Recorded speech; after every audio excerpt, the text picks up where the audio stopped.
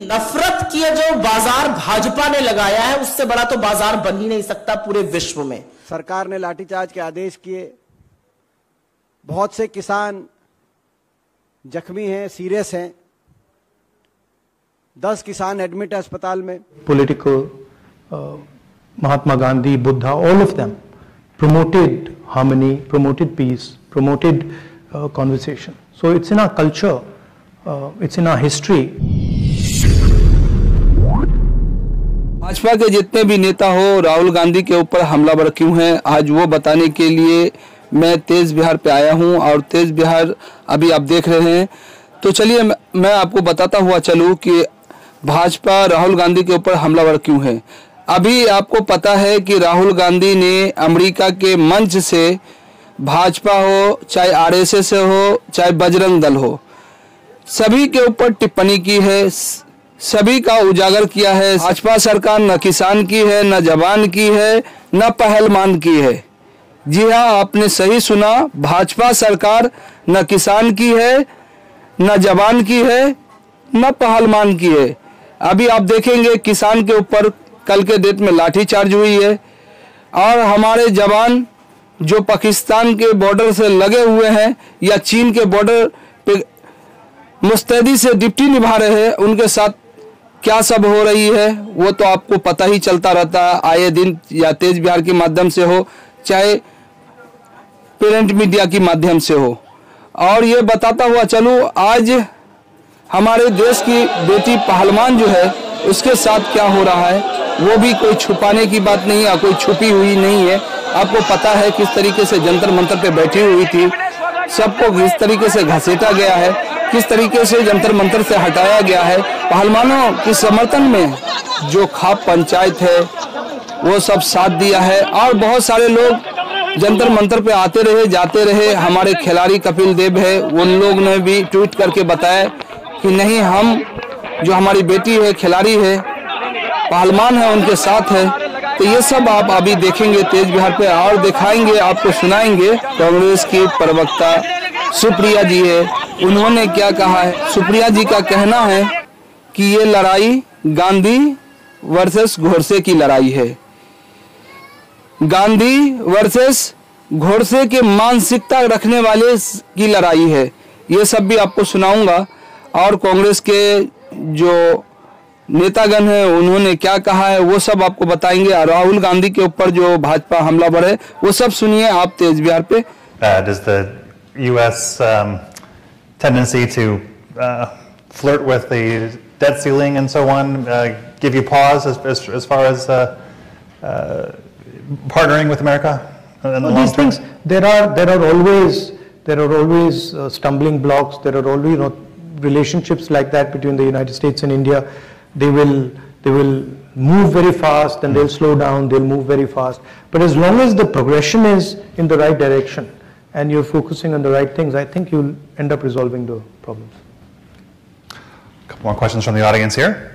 If you believe the BJP pushes hard propaganda, how do you tackle the government messaging heading into 2024? Well, we've been struggling with this for some time, and we came across this very simple idea, which was to walk from Kanyakumari to Kashmir, and it was shocking at how effective that idea was. I was just frankly blown away, because when we went directly to the people, no amount of force worked. I mean, the BJP was trying everything they could to not allow the yatra to be successful. It didn't work. So it was very interesting. I think all this propaganda doesn't work if you go close to the people. If you're far from the people, it's very easy. But once you start going close to the people and you start having conversations, you start working on the streets, you start physically meeting people, it doesn't work. It's quite a revelation to me. And I think it sort of made me understand what Mahatma Gandhi was doing with, the Champaran movement or the Dandi March. I think, as I was saying in Stanford yesterday, in the West and in India, there is a distance between the people and the political class. And I think that's where the propaganda comes into play. If you bridge that gap, it's very difficult. But can you get your message out with the media? We got the message out with yes. the yatra in an explosive way. I mean, fantastic. So the people of India are hearing your message? Loud and clear. Yes. And I mean, it's obvious. It's obvious to every single person in India that the yatra, the message of the yatra, India needs to stand united, India needs to work together, resonated with BJP people. Some days back I was somewhere and I had one of the spokesmen of the BJP who just bumped into me and she said that this was a very powerful thing that you did. All right. नफरत की जो बाजार भाजपा ने लगाया है उससे बड़ा तो बाजार बन ही नहीं सकता पूरे विश्व में। राहुल गांधी ने चाहे वो देश की धरती हो और चाहे वो विदेश की धरती हो, दो लोगों को एक साथ लाकर खड़ा कर दिया है और अब इस देश को, इस विश्व को चुनाव करना है कि आप किसके पक्ष में खड़े हैं। राहुल गांधी ने साफ तौर से बिना शब्दों का माया जाल रचे यह साफ तौर से अंकित किया है कि यह लड़ाई गांधी बनाम गोडसे है और आप किसके साथ खड़े हैं यह सवाल है आज।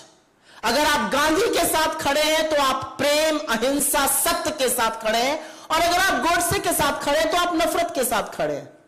मैं तो पूछना चाहती हूं, चाहे वो जेपी नड्डा जी हो, चाहे भारतीय जनता पार्टी के अन्य नेता हो, चाहे वो प्रवक्ता हो, चाहे वो मंत्री हो, चाहे उनका इकोसिस्टम हो, आप लगातार गोडसे की पैरवी क्यों करते हैं? ये क्या प्रेम है आपका गोडसे से? और असलियत राहुल गांधी जी से बेहतर कोई समझा नहीं सकता था कि आज इस देश में वो जो लड़ाई विचारधारा की है, वो विचारधारा सिर्फ और सिर्फ गांधी बनाम गोडसे की है। इसके बारे में जेपी नड्डा जिस दिन जवाब देंगे, जिस दिन जेपी नड्डा ये बताएंगे कि प्रज्ञा ठाकुर जैसे लोगों को अपने बगल में बिठाकर, जो गोडसे की उपासक है, जो गोडसे के पुजारी हैं, उन लोगों को सोशल मीडिया पर और तमाम जगह प्रधानमंत्री और होम मिनिस्टर ऐसे लोगों को फॉलो करते हैं जो गांधी की पुण्यतिथि पर गोडसे जिंदाबाद के नारे लगाते हैं। जब इसका जवाब देंगे तब हम आगे की बात करेंगे, क्योंकि लड़ाई सिर्फ और सिर्फ महात्मा और गोडसे के बीच की है और हम गांधी के साथ खड़े हैं, वो गोडसे के साथ। हमारा मुख्य मुद्दा जो कल किसानों पे लाठीचार्ज हुआ हरियाणा शाहबाद में, वो रहेगा। इसके अलावा प्रश्न उत्तर के समय आप कोई अन्य खिलाड़ियों से संबंधित या और कोई अगर बात हो तो उस पर हम जवाब दे सकते हैं। मध्य प्रदेश के चर्चित मंदसौर गोलीकांड की 6वीं बरसी पर, 6वीं बरसी पर हरियाणा के कुरुक्षेत्र शाहबाद में कल भाजपा ने एक बार फिर अपना किसान विरोधी चेहरा दिखाया है। कल जिस बर्बरता के साथ किसान पर लाठीचार्ज के आदेश, लाठीचार्ज हुआ, सरकार ने लाठीचार्ज के आदेश किए, बहुत से किसान जख्मी हैं, सीरियस हैं, 10 किसान एडमिट है अस्पताल में, बहुत से किसानों को हिरासत में लेकर अभी भी लिया हुआ है सरकार द्वारा। उससे कहीं ना कहीं ब्रिटिश साम्राज्य की क्रूरता भी याद आ गई है। ये स्पष्ट हो चुका है कि ये सरकार ना किसान की है, ना जवान की है, ना पहलवान की है। ये किसान है तो केवल धनवान की। नारा था इस देश का नारा, जो इस देश के गांव गांव, देश के खेत गली गलियारे में गूंज जिसकी उठती थी, लाल बहादुर शास्त्री जी द्वारा दिया गया नारा, जय जवान जय किसान। अब उस सरकार ने नारे को बदल दिया है, पिटे किसान जय धनवान। ये नारा इस भाजपा का है।